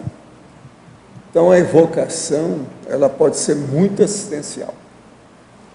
Depende do que a gente faz, a intenção. Tem que saber o que está fazendo, né? Tem que estar lúcido. Agora veja, a evocação assistencial, ela é de alto gabarito, não é qualquer um que pode estar fazendo, não. Se ter alguma competência dentro do métier daquele assunto. Porque senão pode dar assédio violento em cima da pessoa. Porque você está mexendo geralmente no core. O core, aí, no caso, é o olho do furacão, o cerne, o núcleo de interesse, de propósito, de megafoco daquela consciência. Então você vai aonde dói, no busilhos, entende? O ideal seria a pessoa estar escrevendo um livro, no seu caso, projeciologia, você evocou projetores para contribuir. Você está bem a par daquele tema. Sim. Você não é jejuna mais. Tem que ter algum traquejo do assunto. Você dominando isso aí, o holopensene muda. A situação é outra. E outra coisa, sempre que você vai ver uma coisa, se você está tratando com um clássico que tem grande expressão de pensamento, de intelectualidade, de construtivo, você nunca vai fazer isso sozinho. Sempre vão aparecer consciências que vão ajudar você. Então, a gente tem que pensar bem nisso que você estava falando, a qualificação da evocação. Qual o interesse? Qual é o propósito? Qual o megafoco da pessoa? O que ela pretende? Entende? Ok. E uma dúvida do dicionário, do verbete do dicionário, você fala aqui da monja. Sim. E você fala da especialidade dela em relação às mulheres e crianças. Você poderia dizer, ou você sabe, essa especialização dela em relação a mulheres e crianças? Pelo seguinte, eu vi muita coisa que ela fez, rodava. Quando aparecia assistência, tinha mulher e tinha criança. Um monte de mães que ela ajudou de todo jeito, enquanto a gente está fazendo assistência. De todo lado. Mas aquilo para ela é mais fácil, parece que ela é especializada nisso. É isso que eu ia perguntar. Ela já teve muita vivência com isso? Uma hipótese seria essa? Não, por exemplo, os lugares que eu passei com ela, em muitos lugares, inclusive no exterior, na Ásia, em vários lugares, eram lugares que tinha maternidade, creche, hospital, um processo de ginecologia, obstetrícia, criança nascendo, hospital tipo infantil. Você está entendendo? Ela tem uma certa afinidade com isso aí. Então, ela segura muito essa história. Deve ser alguma coisa séria que ela está especializada nisso. Outra coisa, as crianças, quando ela passava, extrafisicamente, as crianças melhoravam. Tem uma criança que melhorou tanto que eles acharam que a criança engordou de uma hora para outra. De manhã para tarde ela engordou. Foi porque quando ela passou, melhorou o estado geral todo. A criança aparece logo, né? E outra coisa, uma criança batida, se ela melhora de uma hora para outra, aquilo fica muito mais visível do que uma pessoa adulta. Você vê logo que ela é diferente. Entende? Agora, ela fazia isso, ela faz isso. A gente passava, era aquela reciclagem impressionante. Um tsunami de bênçãos. Entende? Era aquele inverno rigoroso que virava primavera na hora, assim. A hora que a gente passava. Aquilo era impressionante. Então, por hipótese, ela deve ter trabalhado muito com isso no período Mas agora o que eu vejo não era isso, não. Eu achava que ela gostava disso, ela gosta disso. Ela gosta disso. Quer dizer, lá no fundo, ela é ainda bem feminina, maternal, você está entendendo? Bem professora. Ela é isso. Agora, ó, vou contar um segredo para vocês. A minha mãe, logo que ela começou a trabalhar mais amplamente, depois que ela dessomou, isso foi alguns anos depois que ela dessomou, ela uma vez, uma oportunidade, ela falou para mim, assim, olha, a monja, ela gosta do processo das mães. Isso é minha mãe que olhou.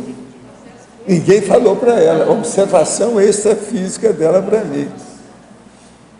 Ela gosta das mães. Porque a monja também ajudou muito a minha mãe. A minha mãe estava fazendo os negócios para fazer aquele processo da para-teatro. Você está entendendo? Um negócio muito sério. Então, isso aí é terrível. E ela ajudou muitos casos desses. E ela via que tinha algum, você está entendendo? O rapport dela é maior nisso. Agora, por exemplo, esse caso dela acabar com as armas, que as armas pegam os jovens. Mata, é a nova geração. Ela está certa, tudo ali dentro. Ó. Agora, ela é especialista nisso. Entende como é que é? Especialista. Valdo, essa questão da evocação, quando na leitura, eu gostaria que se aprofundasse. Porque a gente lê, sempre faz evocação. E você, quando critica aquilo, é que é uma assistência? Como é que é a coisa? Se a sua crítica ela é positiva e ela mostra alguma coisa que é bom fazer uma renovação, ninguém pode reclamar. Não há assédio nisso. Por mais que esteja a consciência do autor ou da autora alterada, não vai afetar a gente. O problema é quando a gente entra e carrega numa coisa que está errada.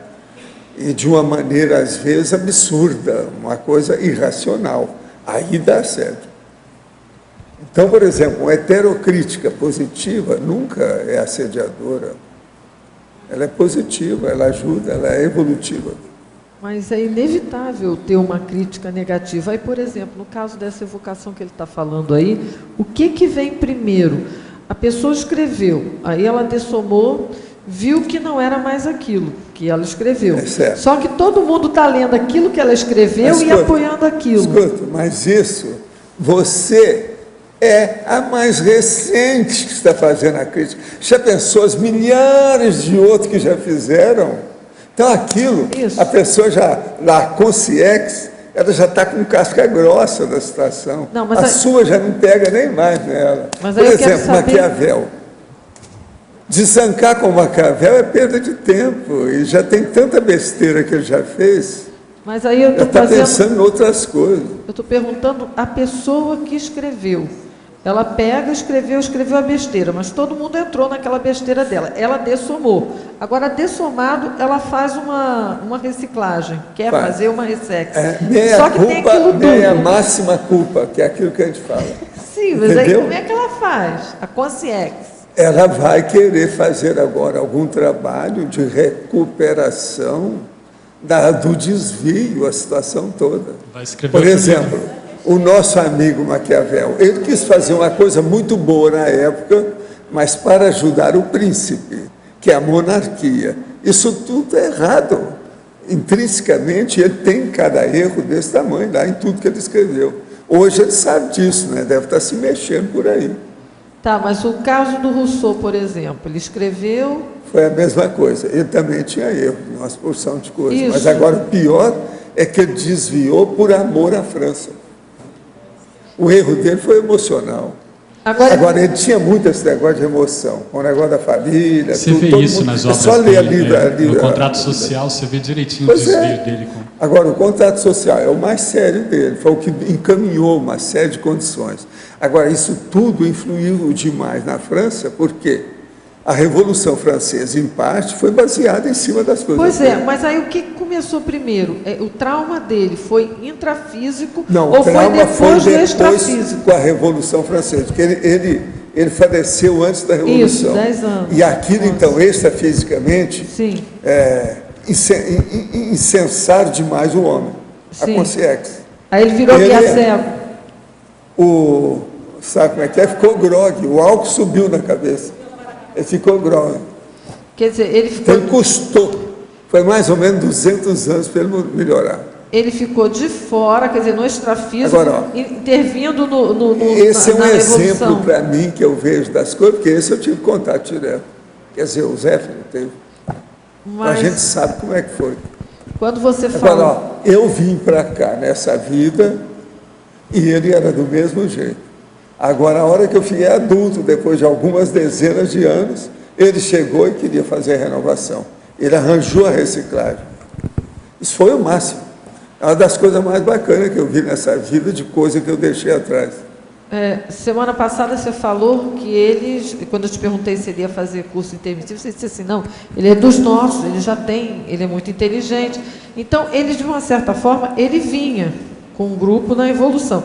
Na hora que chegou ali na Revolução, aí ele é como se ele desse para trás, ele retroagiu. Mas ele estava ainda influindo demais o povo. Na ocasião, o enumerador me falou, né, e a turma lá a turma de amparador, que tinha mais de 1.200 Consciex atrás dele. Aquilo era como se fosse um partido dele. Eu já vi isso tudo fora do corpo. E mais os livros, e mais a evocação de quem lê. Por aí você vai vê. Retroalimentando. Agora, o problema é que quando chega num certo nível, essas 1.200 Consciex são selecionadas. Elas foi passado por uma triagem, isso não é qualquer um. Então, o que ele está fazendo agora, para mim, ainda não acabou. Se ele tivesse acabado, ele já teria aparecido aqui. Quando ele acabar, ele vai aparecer, que ele falou para mim. Acabar o quê? Acabar de organizar. Tem que encaminhar a partir todo mundo. dessas 1.200 Consciex. Ele ainda não conseguiu articular todo mundo. Isso já faz alguns anos. Não é só ressomar, não. Faz 20 anos, né? Mas faz mais de 10 anos. Valdo, não é só ressomar essas 1.200 Consciex. Não, ali como é que fala? O que é que eu falo? Aquele acolhimento, orientação e encaminhamento. Agora, é lógico, O próprio transmentor colocou uma série de assessores para ajudá-lo, nesses 1.200. Eu vi isso tudo, gente, a partir do ECT2. Depois fui para casa, continuou aquele negócio todo, saí do corpo, encontrei com esse povo. Devido ao processo do Zéfiro, tinha muita relação. Nós temos contato há muito tempo, é de vidas anteriores, muito antes de Revolução Francesa, do século XVII, século XVIII, muito antes. Valdo, você falou que depois ele vai vir para cá como consciência ainda para ficar aqui, ou você estava falando Não, de ressomar? Ele vem como consciência, porque ele falou que quando ele vê que encaixou as coisas, ele vem para falar comigo. Ah, entendi. Você está entendendo? Ele me falou que ia fazer isso. Porque quando ele quis falar umas coisas, ele queria falar para todo mundo, para a minha equipe que estava lá na CP2. Psicofonia. Mas a turma deu conta. Então ele falou que ele voltaria quando vê que as coisas estão organizadas. Agora, é lógico que nessa ocasião, ele já de posse do curso intensivo, porque agora ele está encaminhando esse povo todo, tem muita gente do curso intensivo nesses 1.200. É muita gente. É gente boa, é gente selecionada, é um monte de intelectuais, de políticos, você está entendendo? Gente, tudo quanto é estilo, de alto nível de mental soma. Então, desses 1.200... Ele é uma cabeça, o Rousseau. Então, desses 1.200, ele inclusive está encaminhando também para o curso intermissivo. Também, não, é lógico, pois esse encaminhamento, essa coisa, está fisicamente hoje, se tem gabarito. Agora, o que se passa? Esse nível tem gabarito. Então, já viu. Tem uns aqui, ó, que é gente dele, que já apareceram aqui, na nossa tertúlia, que é a turma dele. Já ressomou. Não, eu estou falando é esse que estão fazendo curso intermissivo aí, na Interlúdio. É gente que esteve aqui. Agora, ó, 1.200 pessoas selecionadas, gente, dá trabalho. Então... Isso não é fácil, não. Pensa bem. Selecionado. Nós temos a metade disso, são 648. A 653 nós temos aqui. Ainda vem mais. Agora, é que esse fisicamente, como consciência, se estão lúcidos, sai de baixo. São adultos lúcidos. Presta atenção. Vocês estão entendendo o alcance disso? Valdo. Como é que é feita essa... Agora, eu pedi para os chineses para dar uma de mão para ele na ocasião. Você pode falar mais? Você falou que são 1.200 consegues selecionadas, que elas passaram por uma triagem. Assim, como é que é esse processo da seleção e da triagem? Ele mesmo selecionou isso devido ao povo histórico, inclusive da Revolução Francesa e da França. Agora, é um monte de intelectuais que tem no meio disso. É lógico, ali tem ex-artista disso, daquilo, etc. Tal. Tem gente de todo tipo aí, no caso. Tem poeta no meio. Mas na maioria são pessoas que estiveram relacionadas ao processo da Revolução, do Iluminismo. E que tinha relação com os pensamentos dele, Rousseau, e com a França. Mas daquela época, então? Daquela época e coisa anterior, porque a hora que a consciência começa a ver quem é, vem as vidas anteriores de todo mundo. A dele, a da outra pessoa, as inter-relações. Então, não vem só daquela vida, vem das vidas anteriores. Aquilo vem os patamares, a série X. Esse povo todo está a par disso.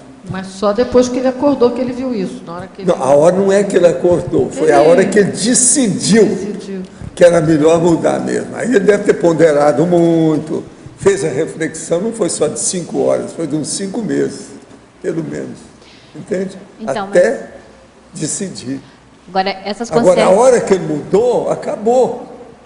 É como se ele fosse, virou Epicom. Você está entendendo? Aqui conosco seria isso. Muda tudo na hora. E a força que ele também tem perante essas pessoas é muito grande. Agora, o que eu vejo é o seguinte, isso ainda não tem 20 anos, mas já tem mais de 10 anos. Ele está trabalhando. Mas o que é uma década? Não é nada. Para um processo desse, não é nada. Ele, gente, passou igual o Zéfiro, mais de 2 séculos sem ressomar. E estava trabalhando com esse povão todo. Pensa bem. É como se tivesse uma equipe de 1.200 pessoas. Contra, né? Não, raciocina. Não é contra, é a favor dele. Não, naquele mas momento... ele envolvendo aquilo de uma tal maneira que estava coagulando a evolução daquele povo. Estavam engessados, congelados, paradões, entende? Anacrônicos dentro do processo. Então, é preciso ver agora as démarches, falando em francês, né? Démarches. Quais são os encaminhamentos, as coisas novas, o que é que vai ter. Valdo, mas essa triagem, ela começou... Agora, eu acho isso fascinante. Se eu estivesse lá, pode estar certo, o Zé estava na frente desse povo lá, trabalhando com ele, para ajudá-lo. Ele sabe disso, por isso que ele falou que veio aqui depois falar para mim. Cada um faz o que pode. Qual é a nossa parte aqui? A nossa parte é escrever verbete. Quantos você já escreveu com esse aqui? Esse é o segundo aí, está muito fraquinho ainda. Ele já escreveu... eu tenho 10% só deles. 21. Ela já escreveu? 22. Pois é. Tá certo? Valdo. Me esperando isso aí. O que detonou, o início que detonou essa renovação do Rousseau? Porque eu lembro que ele vinha aqui na época da cooperativa. Porque foi depois que eu ressomei, né? Eu estava aqui, né? Eu não vi a situação. Mas foi um processo de amparadores Agora, extrafim. ele tinha, assim, uma espécie de dívida comigo.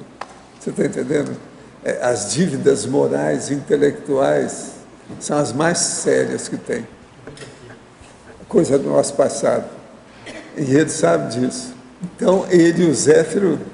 O Zéfiro atuou quando ele estava com o Sim? O Zéfiro atuou? Não, o Zéfiro falou para ele o que é que achava que estava errado. E tinha umas coisas erradas. Mas é que o povo todo incensava tanto a consciência que ele não admitiu muita coisa, ele continuou do mesmo jeito com aquele monte de gente. Então, veja bem, 1.200 pessoas a favor dele. Chega 1, 2, 3 ou 4 e fala, não adianta 3 ou 4 para 1.200, ele fica com aquele povo. Isso é um processo político. Aí é que está o erro. Ó. É muita gente que erra por aí. Ó. Estuda isso uma hora. O processo da quantificação, você está entendendo? Perante a qualificação. Isso aí, do ponto de vista evolutivo, é terrível. Então, por exemplo, a pessoa ela pode ser muito lúcida dentro do processo, inclusive a consciência. Mas agora ela fica... no caso, empolgada, entusiasmada. É aquilo que eu estava falando hoje na hora do almoço. Esse negócio de entusiasmo é uma besteira enorme. É o processo emocional, é o psicossomático, entende? A gente não pode estar entusiasmado com qualquer coisa. Agora, veja, ele se entusiasmou pelo processo nacionalista, a patriotagem. Uma das maiores bobagens que tem, é uma regressão. Mas ele achava que era o máximo do processo aqui do Ocidente, o problema da terra. Agora, eu falei com ele quando eu vim para o corpo, antes, a última vez que eu encontrei com ele, eu disse, vai estudar a reurbanização. Mas ele não deu valor. Agora, para mim, passaram alguns anos, ele viu o que era. Para mim, o caso que se passou foi o seguinte, ele extrafisicamente, trabalhando com tantas consciências, ele começou a ver sinais da Reurbex, aonde ele ia. Chegou um ponto que ele falou, não, eu preciso ver isso. A hora que ele foi ver o que era Reurbex, ele mudou. Para mim, foi isso. Ele andou por todo lado, foi vendo aquelas coisas. Agora, por exemplo, você não pode dizer que ele era um mega assediador clássico. Não, não é bem isso. Ele era, o que a gente pode falar assim, um mini dissidente. Você está entendendo? Até um certo ponto. O negócio dele era mais um problema desse. Agora, ó, é muito mega assediador que é mini dissidente. Estuda ele também, tem que ponderar e ver. Tem uma dúvida. Quando estou realizando minhas leituras sobre ectoplasmia, sinto sensação de enjoo, seguido por uma pressão no umbilico chakra, passando pelo plexo solar e região do laringo chakra. Isso pode ser manifestação do ectoplasma? O ectoplasma pode ser atraído por fontes de energias elétricas? Você quer falar? É lógico que tudo isso pode. Tá? Eu acho que pode sim a manifestação do ectoplasma da pessoa, principalmente quando ela não sabe ainda bem, não tem um domínio, a gente não sabe o traquejo energético que ela tem antes dessas leituras, se ela não tem um domínio maior de ver assim, desassim. enfim, a manifestação ali da ectoplasma pode dar problema, assim como várias pessoas quando começam a fazer EV têm dor de cabeça, se sentem às vezes mal, porque está desbloqueando os processos. Então, isso pode ser o que aconteça com ela. Agora, ela precisa de mais experiências aí, né, para poder, enfim, definir bem o que está acontecendo. Se possível, até alguns laboratórios, né? Seria o ideal, né? Laboratório sempre ajuda aí. A gente não pode esquecer de laboratório aqui. Eles foram feitos justamente para ajudar o povo esquece disso. Laboratório é importantíssimo. Uma dúvida aqui, Otto. Aqui no A, Eliane. Eu gostaria de saber sua opinião sobre o Peirce, que escreveu uma obra complexa. Ele foi incompreendido na época e os estudiosos hoje falam que ele estava diante do seu tempo. Então, qual a sua opinião de uma obra que é mal compreendida e as pessoas hoje dedicam centros de estudos semióticos? É uma obra que ela continua sendo difícil de ser compreendida. E se essas obras assim realmente são práticas, são úteis, né? Que elas devem ser, senão não teria tanta gente estudando. Eu leio o Peirce, li o original, tenho grandes dificuldades de entender. Então, eu queria saber a sua opinião sobre esses estudos de coisas muito complexas, muito teóricas, né? Mas, assim, que demonstram ser úteis, mas pouco compreendidas pela maioria. O que você acha disso? Olha só, eu acho que em relação ao Peirce, eu cheguei a dar uma olhada na época, no meu interesse pelo processo da linguagem e tal, e eu vi que não era bem aquela abordagem que me interessava e eu deixei de lado. Realmente também é um pouco complicado mesmo. Agora, eu não li ele assim a fundo para dizer do caso dele. Agora, em relação a você escrever e o pessoal não dar bola na época e tal, isso pode ter acontecido com vários deles, porque às vezes até mostra, às vezes, a qualidade da pessoa. Porque se ele está à frente da época dele, não vai ser tão compreendido. Então, a gente hoje é uma microminoria, a gente não está buscando ser compreendido pela maioria. Então, há um processo de vanguardismo que, naturalmente, vai levar a essa condição de, na sua época, você não ser tão bem compreendido. Agora, se passa o tempo, depois as pessoas vão dar valor para a obra, vão, enfim, louvar o alcance daquela obra, porque, de qualquer maneira, aquela obra, os amparadores estão vendo o esforço daquela consciência, às vezes ela fez aquilo diante de algum processo de inspiração maior, então aquilo tudo entra no saldo da ficha dela. Entra no saldo da ficha Você dela. acha que é complicado aí o que ele escreveu? Eu não li a fundo para dizer, não. Você acha que ele é complicado? Ele era confusinho? Eu acho difícil de compreender, porque então, ele fala lá dos signos, ele não né? tinha E tudo é signo. Didática. Faltou alguma coisa. Faltou a Julieta para dar umas de mão para ele, na ocasião. Mas, assim, o que eu vejo, por exemplo, tem uma autora, Santaella, que escreveu Para Compreender, né? Lúcia Santaella, né? Traduziu, a Lúcia Santaella. Eu já li ela. Traduzir os pensamentos da pessoa é a pior coisa que tem. Isso. Então, a Regina Camilo, que ela é especialista nessa área, ela me recomendou ler a Lúcia Santaella do começo até o fim. Eu tentei umas 3 vezes, eu não consegui, porque ela é muito repetitiva. Mas para ler ou para entender uma pessoa, você vai ter que ler um segundo e ainda não entende o segundo. Né? Aí tem que agora, sim, o que eu ouvi da Regina Camilo explicando sobre o Peirce é fantástico. Você consegue, não que seja fácil, mas você consegue entender e fazer várias correlações extrafísicas. É até um curso que eu recomendo o pessoal fazer. Mas, assim, não é uma coisa fácil. Então, o que eu fico ponderando é assim, quando a conscienciologia me parece assim que a gente tenha, explicando bem, o pessoal entende. O pessoal pode não concordar, mas o pessoal entende o posicionamento. Mas não é isso. Eu procuro escrever da conscienciologia ângulos diferentes. Se a pessoa não entendeu por um ângulo, ela vai entender por outro.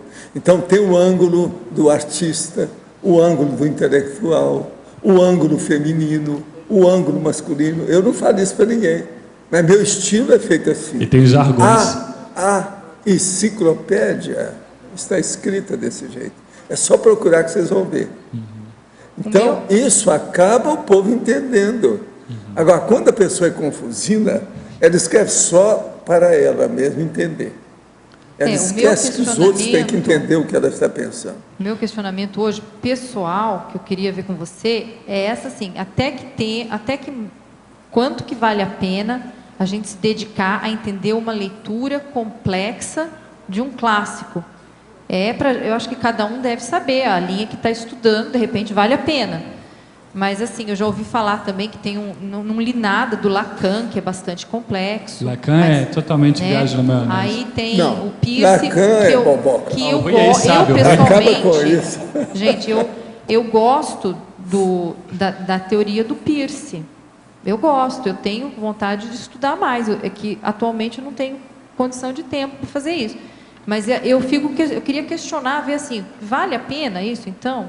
Até que ponto você vai ficar ali, uma coisa que é... Faz um resumo para você dos pensamentos. Isso é o melhor que você faz. Eu tenho tentado fazer isso mesmo. Eu tenho até várias anotações. Faz uma síntese do que interessa lá para você. Até eu fiz um artigo sobre o signo linguístico, as 3 linhas, né? Desde lá do estruturalismo. Está publicado esse artigo numa revista aí da área de letras, de Ponta Grossa. Exatamente o que eu queria estudar, eu queria entender o que era. Mas, apesar de eu ter lido, né, eu encalho no Peirce. Eu consigo ler o Bakhtin, entender a proposta de signo lá do Bakhtin, o do Saussure eu consigo entender. Mas, quando chega no Peirce, eu ainda falo, bom, então eu vou ter que estudar mais. Mas, assim, demanda, né, da gente. Então, eu não acho que ideias complexas precisem ser expostas de maneira complexa ou a complexidade mostra a grandeza de um autor. Acho que isso tudo é bobagem. Então, você está certo.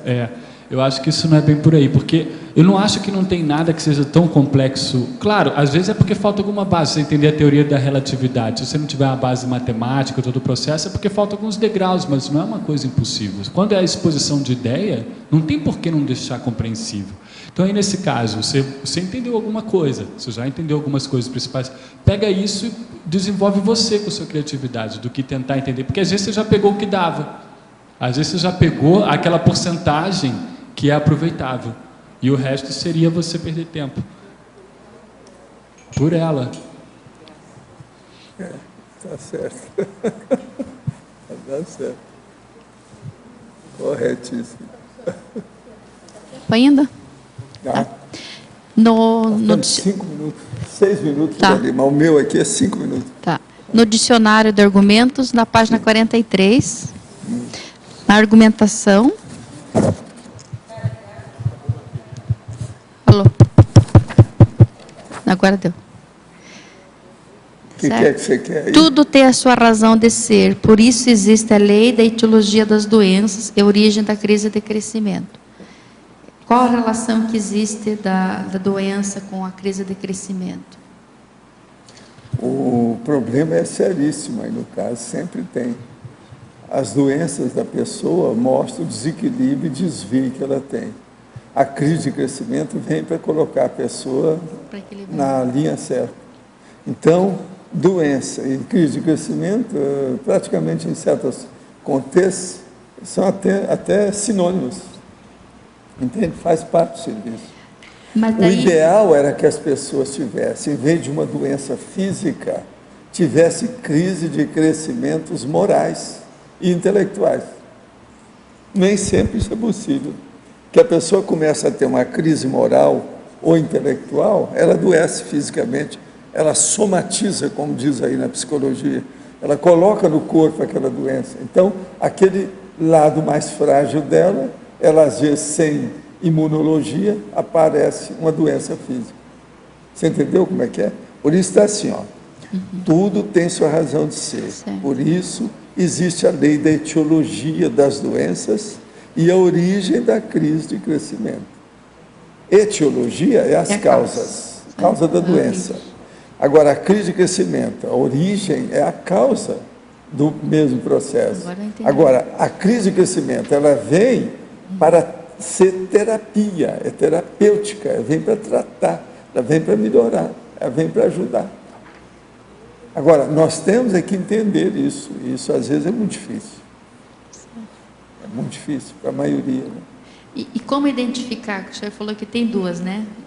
Duas, a intelectual E qual é como é que faz para diferenciar quando Aí uma o e outra? problema é ver qual é a tendência, o mater pensandi da pessoa, qual é o megafoco maior que ela coloca todo o seu alto esforço. Tem que ver isso. É por aí que a gente vai examinar. E quando daí, no caso, assim... Observa bem as crises de crescimento do povo que você conhece e compara a crise de crescimento com o temperamento da pessoa. Você vai entender tudo, o encaminhamento, por que está acontecendo aquilo, por onde é que a pessoa deve seguir. É assim que a gente dá bons diagnósticos e arranja boas terapias para ajudar o povo na área da saúde. Certo. Entende? É conjugar a crise de crescimento com o temperamento da pessoa. Pensa nisso. Isso vai esclarecer você demais, assim, ó, do ponto de vista geral. Vou levar minha tarefa para casa. Pois é, vale a pena pensar nisso. Entende? Agora, Otto, então nós estamos esperando mais quantos? Tem mais um aí, né? Esses dias, né? O dele já está encaminhado. Tem um na leva aí, para ser votado. Então, não fala o que é, não. Porque Não posso. Então tá, estamos esperando, viu? Parabéns, está muito bom, verbete, tá certo? Os nossos comerciais, por favor. Obrigado. Hoje tivemos 53 assinaturas no livro de presença, 24 perguntas presenciais, 6 perguntas online, 36 votos presenciais. Os recados de hoje são da Lilian sobre o acoplamentário, a Rosa Nada sobre o programa Verbetografia e a Juliana sobre o curso Teáticas do CPC. Agora com vocês, a Lilian. Então, nesse mês, nos dias 16, 17 e 18 de março, vai ocorrer o acoplamentário temático sobre paradireitologia com os EPICONs Cristina Aracaque, Alcir Alves e a Kátia Aracaque. Então, esse acoplamentário vai ter atividades diferenciadas, como um filme, onde todos nós vamos debater sobre a questão do paradireito. É importante enfatizar que o paradireito não é apenas para as pessoas que têm a sua especialidade no paradireito em si, né? Então, é todas as pessoas interessadas na questão da compreensão e respeito entre as consins e consciex e assim por diante. Então, quem quer se especializar cada vez mais na questão do parapsiquismo e na assistência, sejam todos bem-vindos nesse acoplamentário de março. Maiores esclarecimentos é na recepção do CAEC pelo telefone 45 3525 2652. Boa tarde a todos. Para aqueles que ainda não escreveram seu verbete pessoal para encaminhar para a Enciclopédia da Conscienciologia e querem fazer o seu verbete, o programa Verbetografia, ele ajuda a entender, a experienciar técnicas para a elaboração dos itens para preenchimento do seu verbete, além de montar um holopensene favorável e facilitar, então, as neoideias relativas ao tema. A próxima turma de programa Verbetografia vai ser na modalidade EAD, totalmente à distância. A primeira aula inaugural, vai ser agora no dia 22 agora, de março, onde a gente vai disponibilizar aulas em vídeo para o estudo durante uma semana. E cada quinta-feira das semanas sucessivas, a gente vai, então, novamente retornar essas aulas online para tirar as dúvidas que, porventura, tenham ficado, tanto das aulas teóricas quanto da prática do neoverbetógrafo no seu exercício aí do preenchimento do seu verbete. A gente conta com todos vocês. Obrigada. Boa tarde. Você já teve a experiência de saber alguma coisa que é melhor para você, mas não conseguir colocar em prática? Se isso já aconteceu com você, ou você vive isso, talvez o problema esteja na sua motivação, ou seja, nos seus valores pessoais. Talvez os seus valores estejam incongruentes com a sua realidade, ou aquela realidade que você almeja. Os valores pessoais é um tema que nós vamos abordar no curso Teáticas do Código Pessoal de Cosmoética, que vai acontecer aqui no CEEC, em 2 módulos, sendo o primeiro dia 23 desse mês, 23 a 25 de março. É um curso eminentemente prático, e por isso nós temos só 20 vagas, para permitir bastante interação entre todos os participantes. A gente aguarda vocês que têm interesse na área da cosmoética e aprender a utilizar o Código Pessoal de Cosmoética para superar seus trafares. Inscrições aqui no CEEC, telefone 45 3525 2652. Obrigada. E o verbete eleito para amanhã, autoajuste fino, especialidade autoevoluciologia. Autora, professora Malu Balona. Obrigado pela presença de todos e até amanhã.